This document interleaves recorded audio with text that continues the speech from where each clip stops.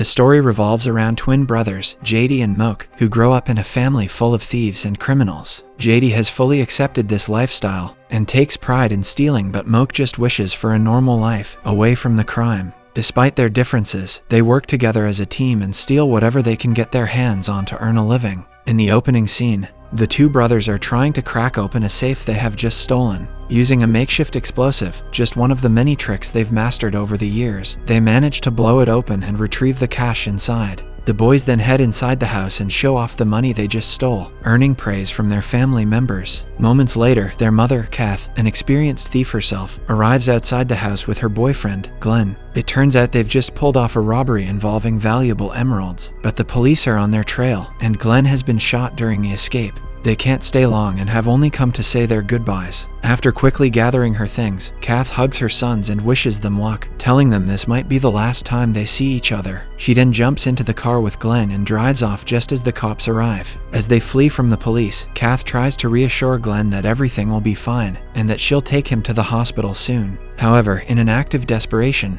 he grabs the precious and swallows them whole. The movie then cuts to 25 years later, and we learn that the couple managed to escape with the gems worth a whopping $4 million. Jadeie and Moch also continue with the only life they know, pulling off robberies and barely staying out of jail. Jadeie keeps insisting that each job will be the last, and they'll eventually leave it all behind.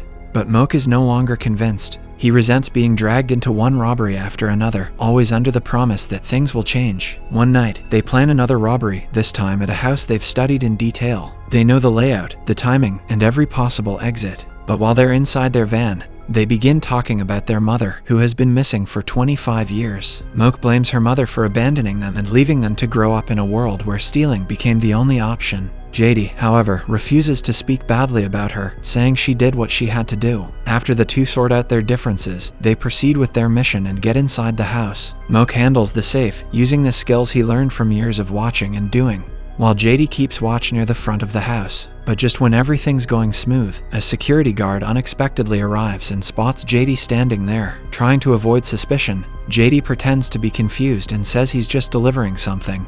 But the guard isn't buying it. He then moves forward to apprehend the thief, but right then, Moch strikes him from behind, knocking him unconscious. They know they have to leave immediately, but by the time they reach the front, the entire place is surrounded by police. Moch somehow manages to slip behind some furniture, but Jadeie is caught and arrested on the spot. While being taken away, he quietly mutters that maybe staying home with a plate of plain food would have been a better choice than chasing after another promise of one last score. The story then jumps ahead 5 years, where Jadeie is being released from prison earlier than expected. When another inmate asks how he managed that, Jadeie casually claims it was for good behavior, though the truth is very different. As he steps out, a police officer named Farfel approaches him, and it's revealed that he used his connections to reduce the sentence. Jadeie plays along in front of the others, thanking him and even offering help if Farfel's mother ever needs anything. But Farfel isn't interested in pleasantries. He pulls Jadeie aside and makes it clear that his release wasn't a favor, it was part of a deal. Jadeie has to bring him the precious emeralds that his mother had stolen 25 years ago.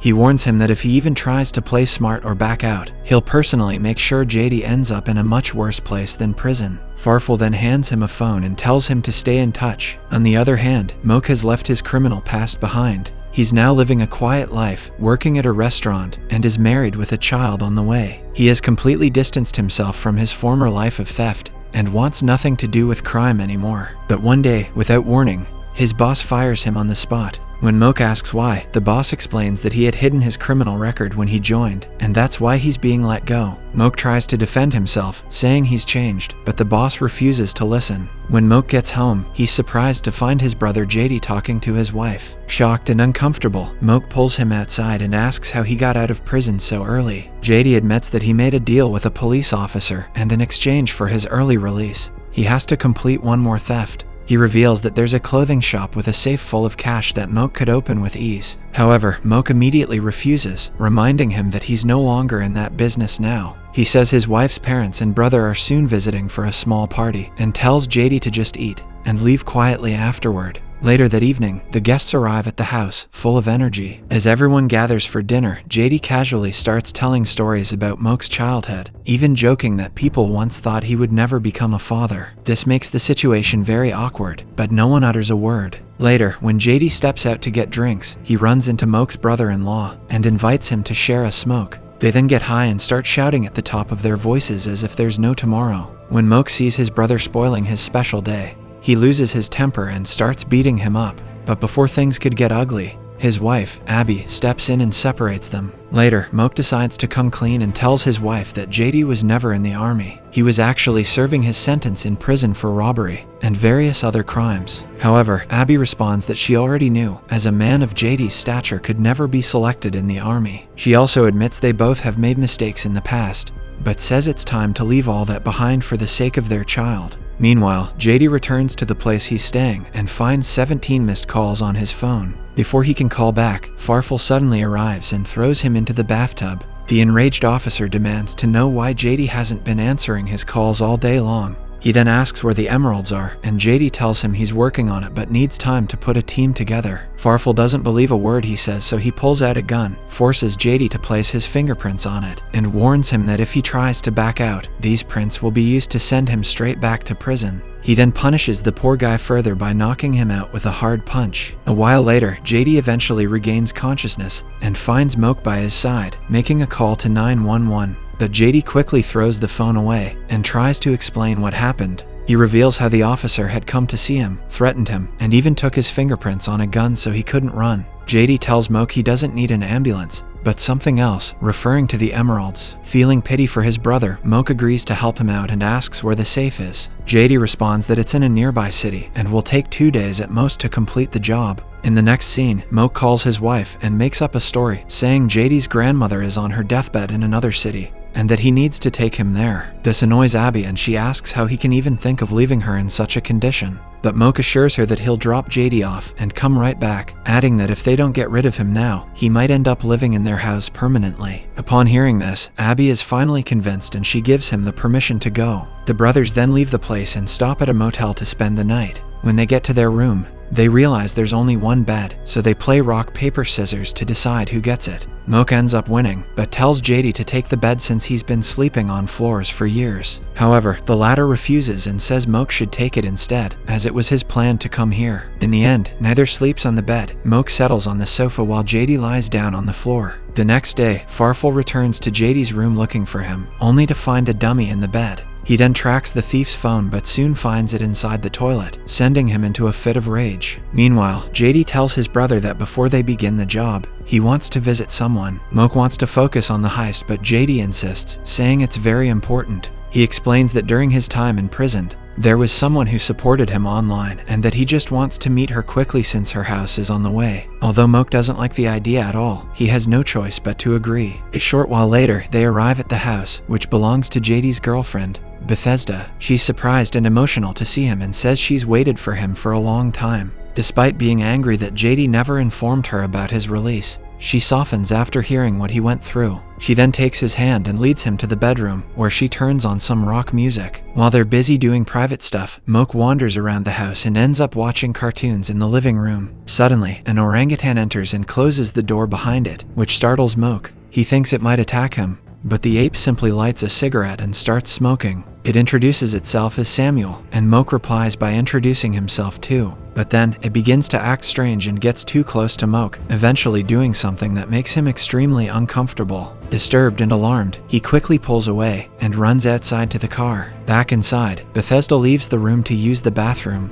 Jadeie quickly uses the opportunity to steal her work ID from her purse. He then exits through the window and joins Moch in the car. As they drive away, Moch complains about the ape's disturbing behavior, but Jadeie simply laughs it off as if nothing happened. After driving for another few hours, the brothers stop at another motel. While Jadeie is taking a shower, Moch goes through his belongings and finds a stack of letters. When he opens them, he's shocked to discover they're from their mother, Kath, the same mother who had abandoned them years ago. One of the letters even says, "Our plan is in motion. Just don't tell Moch anything about it." Furious and feeling betrayed, Moch confronts Jadeie and demands to know why their mother only wrote to him. Jadeie replies that it's because Moch has anger issues, and he often gets emotional. But this only enraged Moch even more, and he accuses his brother of lying. He claims that there's no locker, no cop, and that everything was made up from the start. Refusing to be a part of all this, Moch grabs his clothes and decides to leave for good. But just as he reaches the corridor, their mother, Kath, steps out of one of the rooms. Moch is so shocked by her sudden appearance that he ends up falling from the railing.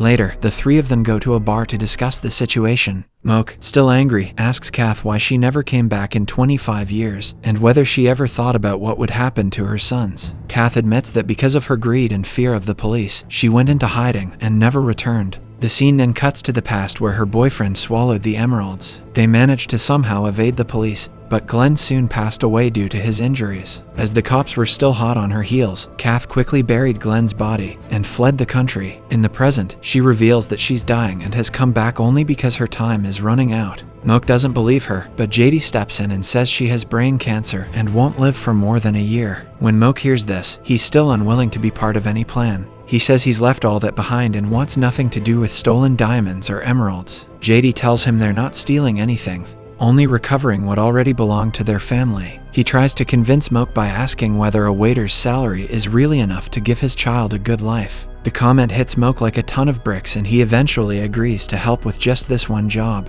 The next day, the three of them head to the place where Kath had buried her boyfriend. Meanwhile, Officer Farfel shows up at Bethesda's house and interrogates her about Jadeie. She responds that she doesn't know where he is, and that even if she did, she wouldn't say anything. But this only enraged the corrupt officer, so he grabs her and demands to know the whereabouts of Jadeie. Under pressure, she finally admits that Jadeie came with his brother, stole her ID card, and left without even saying goodbye. Farfel tries to ask more questions, but just then, the orangutan arrives, drags him inside the house, and beats him up badly. Back with the brothers, Moch uses Bethesda's stolen ID to access the construction site where she works and steals a JCB machine. The three of them then head to the location where the body was buried. Moch starts digging and eventually uncovers the remains along with the emeralds. But just as they find them, the landowner arrives with a group of people as it turns out the land is now part of a private golf course. The group starts chasing them and even attacks them with golf balls. In the chaos, one of the men grabs Jadeie, but Moch manages to break him free. The three of them then escape into a nearby forest, taking the emeralds with them. Once there, they decide to bury the remains of Kath's old lover before moving forward.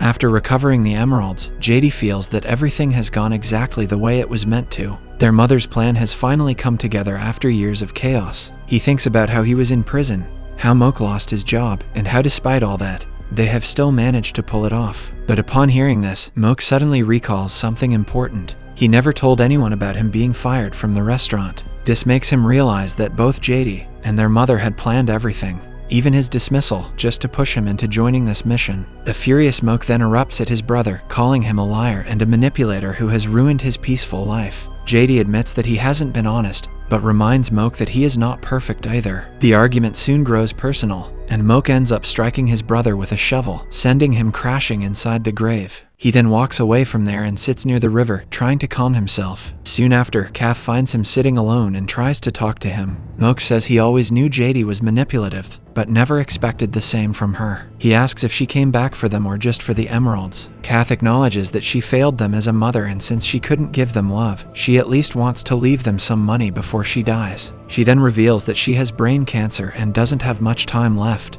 At the same time, Farfel arrives at the spot and tracks them down. He angrily grabs Jadeie, demanding the emeralds and threatening to send him back to prison. Upon hearing the commotion, Moch rushes to the scene and tries to fight Farfel to free his brother, but the officer easily overpowers him and ties both the brothers up. At this point, Jadeie realizes that there's no other option, so he kicks the emeralds away, which their mother picks up. Farfel gives her a choice between running away with the loot or staying to save her sons. She thinks for a while and it appears she's going to help her sons. But all of a sudden, greed takes over her, and she ends up escaping with the emeralds. Farfel is shocked by her decision and starts dragging the brothers toward his car, saying he will take them to the police. Jadeie threatens to expose him, but Farfel laughs it off, confident that no one will believe them since he is a police officer. Jadeie says their mother will return, but a fed-up Moch is certain that she won't. Shortly after, the officer begins driving, but the brothers are busy fighting in the backseat. During the chaos, Jadeie kicks Farfel in the face, causing the car to swerve and crash. This immediately knocks out the officer, giving Jadeie and Moch the perfect chance to escape.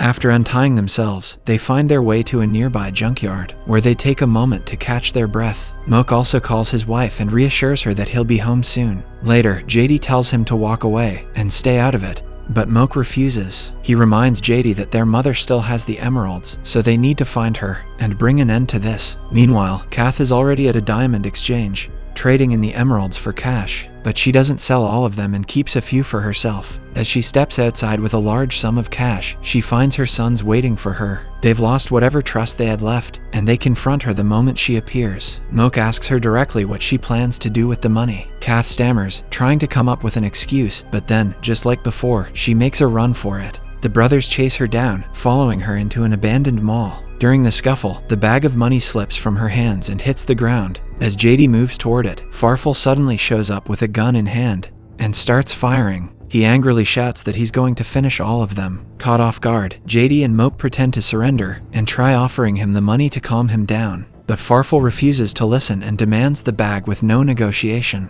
The tension rises as the brothers begin arguing again, blaming each other for how things ended up this way. All the while, their mother watches from a level above, silently witnessing how her choices have torn her sons apart. Farfel, on the other hand, fires another shot into the air, prompting the brothers to throw him the bag. But the moment he opens it, a concealed canister of pepper spray bursts in his face, blinding him instantly. In a panic, he fires his gun wildly in all directions. One of the stray bullets hits a gas cylinder, triggering a massive explosion. Farfel is caught in the blast and thrown to the ground, but he manages to survive. Meanwhile, the brothers quickly grab the bag and try to escape, but realize that the police have already surrounded them. Just when all hope seems to be lost, Kath arrives at the scene. She calmly walks toward the police, intending to surrender herself and take the blame for everything. She looks at her sons one last time and urges them to leave through the back while she handles the police. The movie then cuts to a few weeks later, where Moch visits a corrupt judge and offers him his share of the money in exchange for the gun that had Jadeie's fingerprints on it. It is revealed that the judge is none other than Officer Farfel's dad, so he gladly accepts the bribe without hesitation. With the last loose end tied up, Moch returns home, where his wife greets him with relief. That same evening, Jadeie shows up too, and for the first time in years, the family sits down and shares a quiet meal together. Later, while cleaning up, Jadeie casually mentions that he used his share of the money to buy a piece of land under Moch's daughter's name. The latter also admits that he gave his money to the judge, because deep down, he always knew he could count on his brother if he ever needed help. This means that both of them are now broke again, but at least they have each other. A few months later, Jadeie, Moch, Abby, and their newborn daughter visit Kath in prison. The woman is overjoyed to see them, especially her granddaughter, and they chat for a while. When visiting hours end, she quietly returns to her cell while her sons and granddaughter walk away. Shortly after, Jadeie stops Moch in the parking lot and whips out 2 emeralds from his pocket. It is then revealed that Kath, before surrendering, had swallowed the remaining emeralds, just like her old lover once did. She secretly passed it to Jadeie a while ago, so that her sons can live a good life. In the present, Moch is delighted that they still have the emeralds, which means that they don't have to rely on odd jobs from now on. But as the movie ends, Jadeie reveals that their mom actually gave him 3 emeralds, and he'll keep one for himself. Subscribe for more videos like this, turn on notifications, and leave a like to help the channel out. Thank you for watching.